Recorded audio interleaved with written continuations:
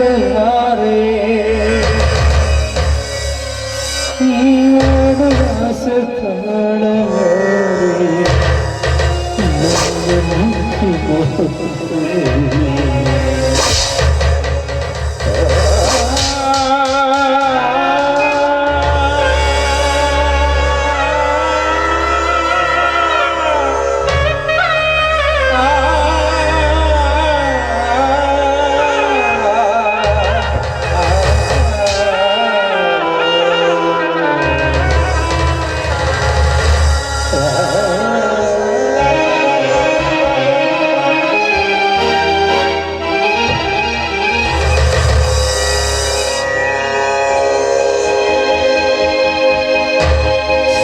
ಸಾರ್ಥಕವಾಯಿತು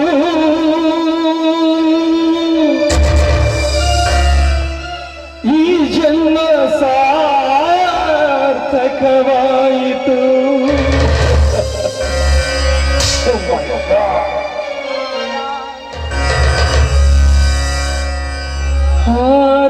ಹಾರಾಡುವ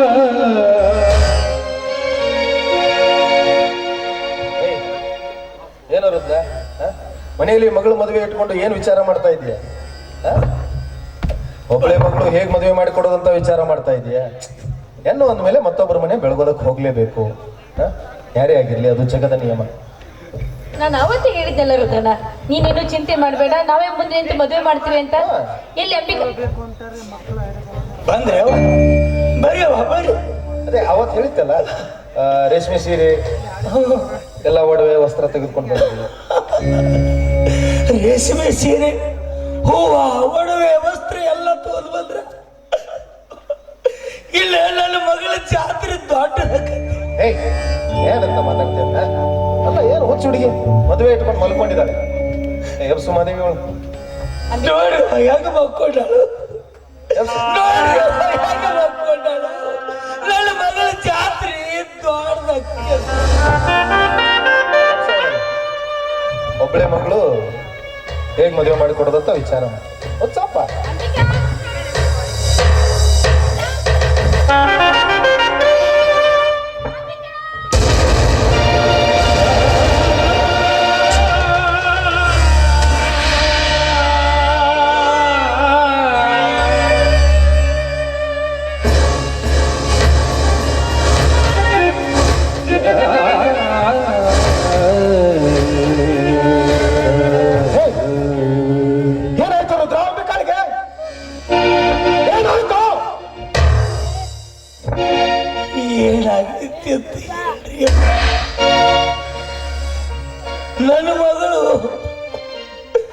ನನ್ನ ಮಗಳು ನಿತ್ಯಗತ್ತೆ ಹೇಳ್ರಿ ಅಂತ ಹೇಳಿ, ಇಲ್ಲ ನನ್ನ ಮಗಳು ಶಿವನ ಪಾದ ಸೇರಿದ್ರು ಅಂತ ಯಾಕೆ ಹೇಳ್ರಿ ಅಪ್ಪ?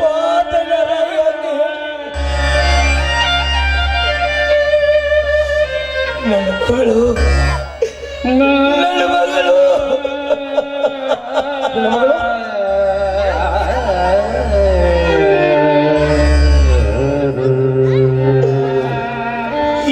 ಚೀಟಿನ ಕೈಯಾಗಿ ಹಿಡ್ಕೊಂಡು ವೀಸಾ ತಗೊಂಡು ಸತ್ತು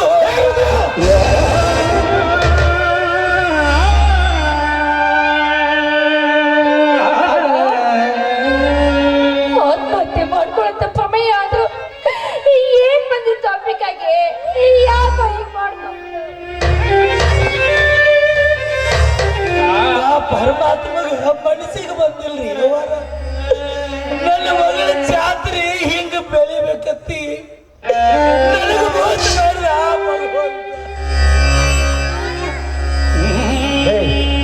ಆತ್ಮಹತ್ಯೆ ಮಾಡಿಕೊಳ್ಳುವಂತ ಆಪತ್ತಾದ್ರೂ ಅವಳಿಗೆ ಏನು ಬಂದಿತ್ತು ಅವ್ರ ಹತ್ರ? ಆಪತ್ತು ಏನು ಬಂದಿದ್ದಿಲ್ಲಪ್ಪ. ಆದ್ರೆ ಒಬ್ಬ ಕಾಮುಕ ಇವಳ ಮೇಲೆ ಬಲಾತ್ಕಾರ ಮಾಡಿ ನನ್ನ ಮಗಳನ್ನ ಕೊಂದು ಹಾಕಿಬಿಟ್ಟಾನ್ರಿ. ಯಾರ ದುಷ್ಟ ಹೇಳಿದ್ರ? ಯಾರ ನೀಚ ಅಂತ? ಬ್ಯಾಡ್ರಿ ಅವರ ಆ ದುಷ್ಟನ ಹೆಸರು ಹೇಳಿದ್ರ ಬ್ಯಾಡ್ರಿ ಅವರ ಯಾರು ಆ ಕುಲಘಾತುಕ? ಅವನು ಯಾವನೇ ಆಗಿರ್ಲಿ, ಎಂಥವನೇ ಆಗಿರ್ಲಿ, ಅವನಿಗೆ ಈ ಬೆಟ್ಟಪ್ಪನ ನ್ಯಾಯಸ್ಥಾನದಲ್ಲಿ ಶಿಕ್ಷೆ ತಪ್ಪಿದ್ದಲ್ಲ. ಯಾರು ಆ ಕುಲಘಾತುಕ? ಏನಂತ ಹೇಳ್ರಿಯಪ್ಪ ಕುಲಘಾತಕನ ಹೆಸರು? ಇಲ್ಲಿ ಬಿಡ್ರಿಯಪ್ಪ, ಅದು ಮಗಳು ನಾ ಹುಟ್ಟೇ ಇಲ್ಲ ಅಂತ ತಿಳ್ಕೊಂಡ್ಬಿಡ್ತೇನೆ. ನನ್ನ ಮಗಳು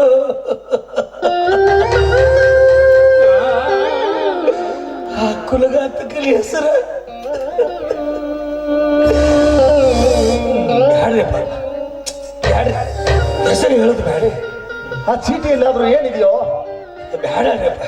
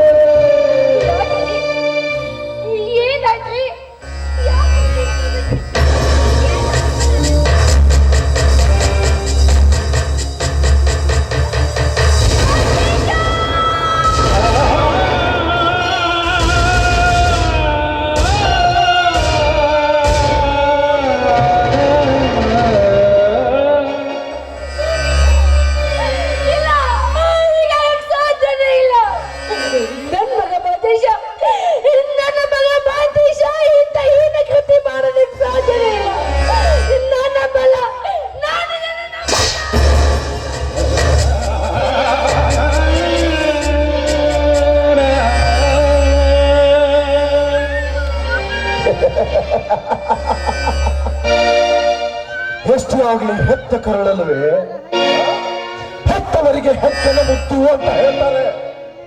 ಅದು ಇಷ್ಟೊಂದು ಮುತ್ತು ಮಾಡುವ ದಡ್ಡತನ ನಿಜವಾದ ಮನುಷ್ಯತ್ವ ಇರೋ ಮನುಷ್ಯರಲ್ಲೇ ಇರಬಾರದು ಮಹಾದೇವಿ. ಏಕೆ ತಪ್ಪು ಮಾಡಿರೋನು ನಿನ್ನ ಮಗ ಕ್ಷಣ ನಿನ್ನ ಕರುಳ ಬಳ್ಳಿ ಕೊರಗ್ತಾ ಇರಬೇಕಲ್ಲ. ಅಲ್ಲಿ ಸತ್ತಿರೋದು ಅವನ ಕರುಳ ಬಳ್ಳಿ ಕಡೆ. ಅವನಿಗೆ ಎಷ್ಟೊಂದು ತೊಂದರೆ ಆಗಿರಬಾರ್ದು, ಅವನ ಕರುಳು ಎಷ್ಟೊಂದು ಮರಗಿರಬಾರ್ದು ಕಡೆ.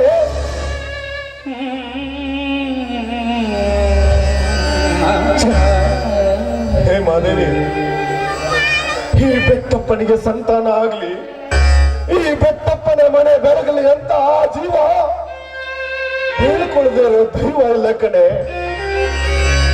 ಆದ್ರೆ ಎಂತ ಕಟುಕ ಈ ನಿನ್ನ ದೈತ್ಯ ಉದರದಲ್ಲಿ ನೆಲೆಸ್ತಾನೆ ಅಂತಿದ್ರೆ ನೀನು ಬಂಜೆ ಆಗಿದ್ರೆ ಜಗತ್ತು ನಿನ್ನನ್ನ ಬಂಜೆ ಬಂಜೆ ಅಂತ ಕೂಗಿ ಕರೆದ್ರು ನಾನು ದಕ್ಕಿಸಿಕೊಳ್ತಾ ಇದ್ದೆ ಕಣೆ. ಆದ್ರೆ ಈ ದಿನ ಈ ಬೆಟ್ಟಪ್ಪನ ಮಗ ಇಂತ ನೀಚ ಕೆಲಸ ಮಾಡಿದಾನೆ ಅಂದ್ರೆ ಈ ಬೆಟ್ಟಪ್ಪ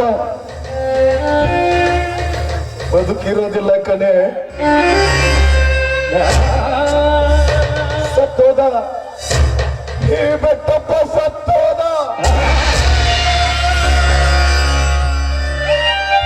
ಸುತ್ತ 40 ಹಳ್ಳಿ ಜನ ಎಲ್ಲ ಈ ಬೆಟ್ಟಪ್ಪನ ಮನೆತನ ಅಂದ್ರ ತಲೆ ತಗ್ಗಿಸಿ ಕೈಯತ್ತು ಮುರಿದು ಹೋಗ್ತಿದ್ರು. ಈ ದಿನ ಈ ಬೆಟ್ಟಪ್ಪನ ಮನೆಯಲ್ಲಿ ಇಂತ ಕಟುಕ ಜನಿಸಿದ್ದಾನೆ ಅಂದ್ರೆ ಕೈ ಎತ್ತಿ ಮುರಿಯೋ ಜನ ಕಲ್ಲು ಹೊರಲಿ ಅಂತ ಆಯ್ತಲ್ಲೇ. ಈ ಬೆಟ್ಟಪ್ಪನ ಸ್ಥಿತಿ ಸತ್ತೋದ. ಈ ಬೆಟ್ಟಪ್ಪ ಸತ್ತೋದ ಕಡೆ. ರುದ್ರ,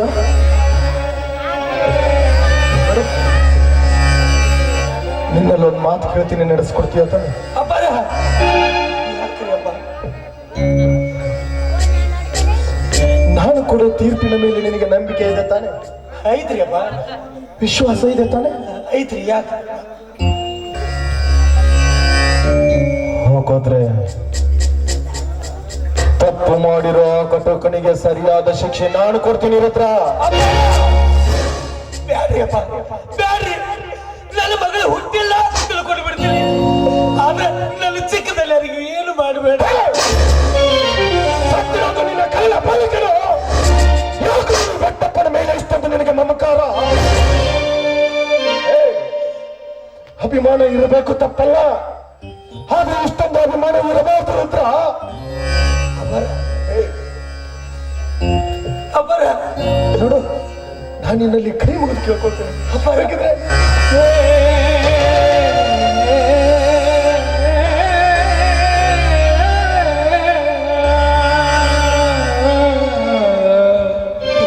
ಅಪ್ಪ ನನ್ನೊಂದು ಮಾತು ನಡೆಸ್ಕೊಡ್ತೀಯ ತಾನೆ? ಅಪ್ಪರ ನೀವು ಕೈಲೇ ಕೊಡು, ನೀವು ಕೈಲೇ ಕೊಡ್ರಿಲ್ಲ ಅಂತೀನಿ. ಏನ್ ಮಾಡ್ಬೇಕು ಹೇಳ್ರಿಪ್ಪ?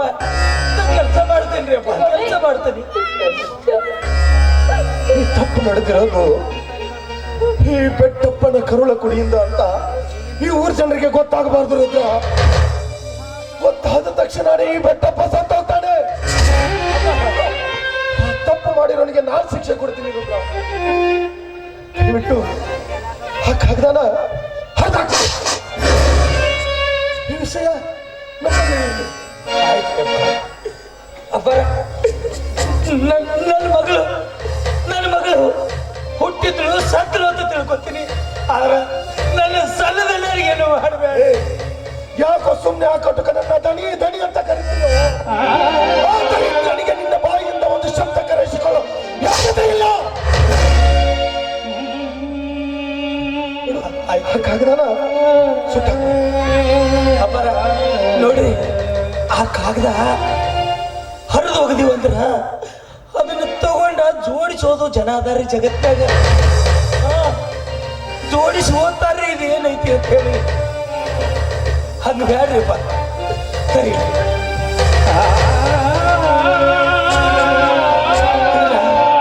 ಹರಿದು ಹೋಗಿದ್ರ ಜೋಡಿಸಿ ಓದಿದ್ರಂದ್ರೆ ಮತ್ತೆಲ್ಲರಿಗೆ ಗೊತ್ತಾಕತ್ರಿ.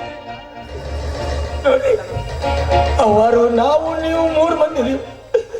ಇವ್ರನ್ನ ಬಿಟ್ಟರೆ ನಮ್ಮ 3 ಮಂದಿ ಒಳಗೆ ಇರಲಿ. ಮಾತ್ರಿ ಅಪ್ಪ, ಇದನ್ನ ಅಕಸ್ಮಾತ್ ಸುಟ್ಟು ಹೋಗಿದೀವಿ ಅಂದ್ರ ಮಿಷನ್ ಹಚ್ಚಿ ಜೋಡಿಸೋದು ಜನ ಅದಾರ್ರಿ ಜಗತ್ತಿನಾಗ. ಬ್ಯಾಡ್ರಿಪ್ಪ, ಇದು ಕಾಗದ ಹಿಂಗ್ ಬ್ಯಾಡ್ರಿಪ್ಪ. ಇದೈತಿಲ್ಲ, ಇದನ್ನ ಒಟ್ಟ ಇಲ್ಲಿ ಆಗಿಲ್ಲ.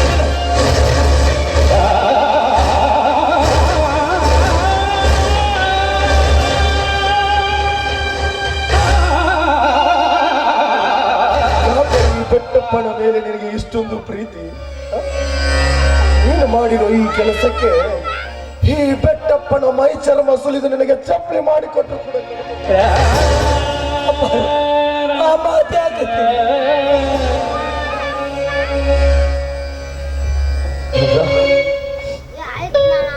ನಾನು ಅವನಿಗೆ ಸರಿಯಾದ ಶಿಕ್ಷೆ ಕೊಡ್ತೇನೆ,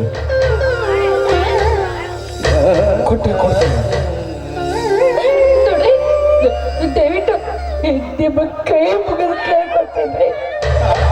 ನನ್ನ ಮಾಡೋ ತಪ್ಪಿಗೆ ಅವನನ್ನ ಈ ಊರ ಬಿಟ್ಟು ಎಲ್ಲಾದ್ರೂ ದೂರ ಕಳಿಸ್ಬಿಡೋಣ. ಆದ್ರೆ ಕೆಟ್ಟ ಆಲೋಚನೆ ಮಾಡಿ ಅವನ ಮೇಲೆ ಯಾವುದೇ ರೀತಿ ದುರಂತವನ್ನ ಹಾಕ್ಬೇಡ್ರಿ. ನೀವು ಕೈ ಮುಗಿಸ್ಬೇಕು ಬರ್ತೀನಿ.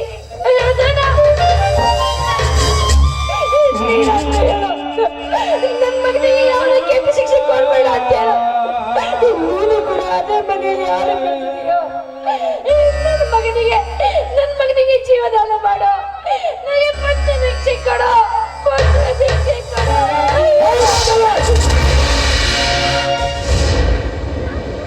ನೀನು ಈ ಬೆಟ್ಟಪ್ಪನ ಹೆಂಡತಿ. ಯಾವತ್ತಿದ್ರೂ ಸತ್ಯಕ್ಕೆ ಮಾತ್ರ ತಲೆಬಾಗೋದು, ಮಿಥ್ಯಕ್ಕಲ್ಲ. ನೆನಪಿರ್ಲಿ.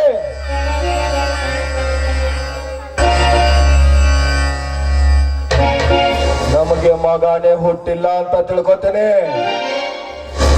ನೀನು ಪಂಜೆ ಆಗಿದ್ದೀಯಾ ಅಂತ ತಿಳ್ಕೊತೇನೆ. ಆದ್ರೆ ಯಾವತ್ತು ಮಾತ್ರ ಅನ್ಯಾಯ ನೀಡೋದಕ್ಕೆ ಬಿಡೋದಿಲ್ಲ. ಏ ಮಾಧವಿ, ಸೂರ್ಯನ ದಿಕ್ಕು ಬದಲಾಗಬಹುದು, ಭೂಮಿ ಚಲನೆ ನಿಂತೋಗಬಹುದು, ಆದ್ರೆ ಈ ಬೆಟ್ಟಪ್ಪ ನೀಡೋ ತೀರ್ಪು ಯಾವತ್ತೂ ಬದಲಾಗಲ್ಲ. ಅದು ಈ ಬೆಟ್ಟಪ್ಪ.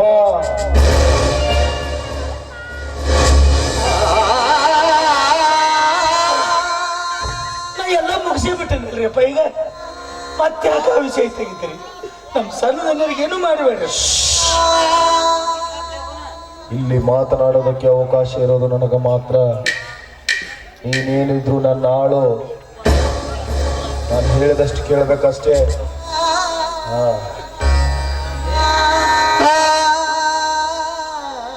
ಸ್ವಲ್ಪ ಕಾಲಾವಕಾಶ ಕೊಡುವುದಿಲ್ಲ. ಸರಿಯಾದ ವ್ಯವಸ್ಥೆನ ನಾನು ಮಾಡ್ತೇನೆ.